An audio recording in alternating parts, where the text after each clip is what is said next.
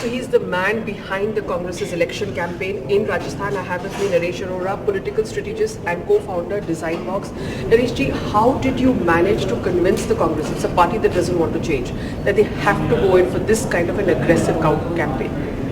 I didn't have to convince them. It was the need what is of the hour also and the task also. Party has been running a government for 4.5, 5 years now, and they were already working on a big welfare agenda. That agenda needed to reach the people, the last beneficiary, and that is what we tried to work on. And I think that it has been fairly successful. That everyone in Rajasthan. How did you make the agenda reach the last beneficiary? I mean, there have been various initiatives like the Mega Rahat camps have been one.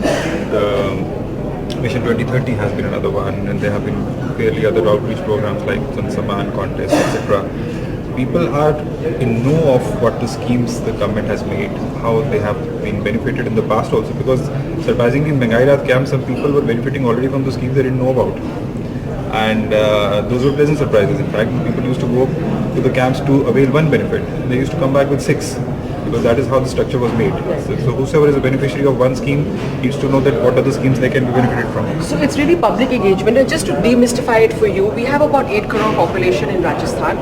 The guarantee cards, the Mehngai Rahat camps have actually reached 7.5 crore plus. So actually it's an outreach to voters. Also similarly with Mission 2030, what you've done is you've engaged people. You've told them, give us your suggestions for what you want to be in Rajasthan. How many suggestions have you got? I think the last I read it was around 3 crores, and so that's again almost half the voting population. It's very encouraging. Reason being that people are wanting to give their suggestions and be involved in what the Rajasthan they want to see in 2030, and be it kids in schools with writing essays on Vision 2030, be it bureaucracy, developing vision documents for their respective departments, and be people at large in social media giving up some suggestions and videos to win some prizes to say that what they want in 2030. So it's a multi-layered thing, and people, and there have been door-to-door surveys also. So people have been very enthusiastic about it, and I'm very happy that the Chief Minister had this vision and it has come through. So obviously he's not going to give away too many trade secrets. Huh? He's saying everything very carefully. Anyway, my next question. You know, I knew an Ashok Gehlot. When I came here to report in Rajasthan, he would not even give you a soundbite. And today, we meet an Ashok Gehlot who is going into street corners, he's talking to people, he's doing interviews with television channels. I mean, he's even decided to forsake his white and wear. If I just show you just behind me, he's wearing that lovely handloom ajrak. And he's also sitting in front of pink backgrounds and giving interviews. Naresh, how did you make this happen? Well, we are standing in a pink city. Pink is your color. Rajasthan is known for its colors, and no, but how did you convince Mr. Ashok Gehlot to come on board with all this? I mean, he only wore black and white for the longest time. There's nothing to be convinced about, to convince him about, because Rajasthan is known to be a state of colors. It's full of colors, and I love those colors. You love those colors. You're wearing a very nice yellow sari. So pink was a color of happiness, and because the schemes are giving happiness, relief, to say, to the public at large, and that it required something which was attractive and people could take notice of it, and I think it has been well noticed also, and in a way appreciated also. Yeah, that's right, because if you got almost 3 crore suggestions, it means people are interacting and reacting. My last question to you, elections have changed forever in this country. The way you fight elections has changed. But you're somewhere working with a party which is in some senses still maybe caught in a time trap. You know, you have leaders who've been there for generations.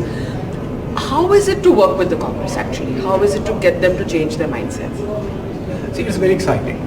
Why? Because when you work with someone who has had a way to win elections, and now you are suggesting something new, and you are of course going to have a lot of debate, and those debates sometimes result into what you are wanting, and sometimes you have to make some compromises. But to be honest, elections are very simple about it. The ways have been changing because the modes are changing. But still you see, if Mr. Rahul Gandhi has taken out the Bharat Jodo Yatra, that is a Yatra mode. He's walked, Gandhiji also walked. So Rahul Gandhi is also walking. Now that walk is being seen by people who are not walking alongside as well through social media, because these are the channels available now. But the mode is the same. And similarly, if you see all the outreaches which the current Chief Minister or the Rajasthan Congress government is making, those are also using the tools available at hand, but talking to the voters. And that is how it is. So, public engagement is what matters. Last question, Rajasthan has a revolving door of politics. Everyone here says the voter once wants a BJP, next time Congress. It's not changed for 30 years. And I have to compliment you that somewhere you have changed, not that perception perhaps, because I don't know what's in the voter's mind, but definitely Rajasthan is in the fight. If you talk to anyone now, people say, yahan par takkar hai. How did you manage to change that perception? We have only done our job, and we are still trying to do what is mandated to us, and that is to see that how the messaging reaches the people in the language they understand the best.